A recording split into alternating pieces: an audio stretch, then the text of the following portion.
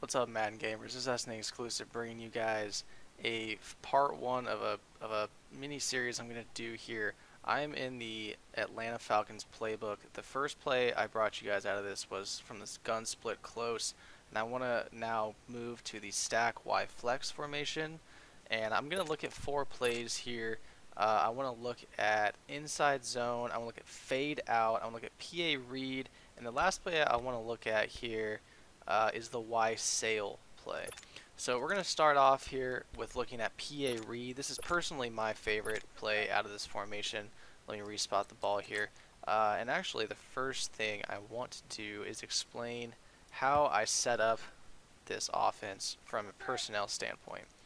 Now by default, what I want to do here is for most of these plays, I want to have my 2 fastest wide receivers on the left side. So for the Panthers here, I'm going to have a good example. I got Curtis Samuel 96 speed and Damiere Byrd at 95 speed. On the right hand side, you can just leave your best tight end in there. For me, it's Greg Olsen with the Panthers. I mean, this is going to be your possession guy. So Devin Funchess for the Panthers, a guy like Michael Crabtree for the Ravens, or anybody else. I know that the Falcons are pretty popular, so this would be Mohamed Sanu. And then over here you'd have Julio and Calvin Ridley. So let's go ahead and let's jump into the PA read. And I want to show you guys what this looks like when you just come out here. Now, the great thing about this is that that stack on the left-hand side gives you a default way to beat press coverage, unless someone gets real creative there. But if you just auto route the B wide receiver to a go route, you can see that we're going to form a nice little flood. That Y receiver, Curtis Samuel, he's going to get a great crossing route here. So when I snap the ball here, you can see I automatically beat man coverage with Curtis Samuel going down the field. So right there, that takes a user, if they're going to try to user that, they have to cross the field with Curtis Samuel because he is not getting covered with man coverage. Now, one thing I can do, like if I see a cover 0 right here, obviously it's like the same kind of concept applies.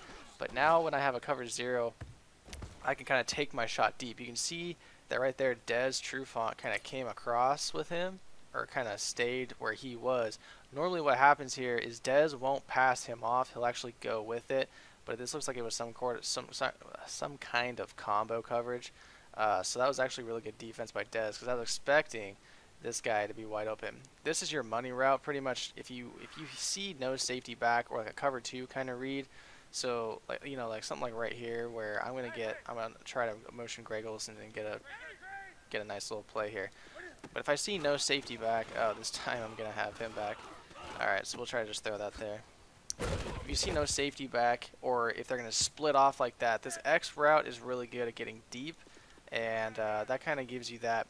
Another thing I want to touch on here is sometimes if you slant route the B wide receiver, he will actually cause the cornerback on the right hand side to come with him, and if nothing else, it just creates another kind of crossing route that a user has to watch.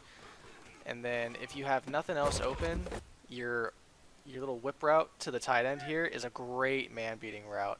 I'm actually let me see if I can get the CPU right here to go into man coverage. They're going to stay in zone, it looks like, and they're going to be in a match. So he's going to match him. But that's why I say have your fastest wide receiver, because if the CPU tries to match on that, nothing good's going to happen. So the CPU is going to run a cover 0 blitz right here again. You're going to see that the whip route gets Greg Olsen wide open for a 10-yard gain. So the reads here are pretty much as follows with this play.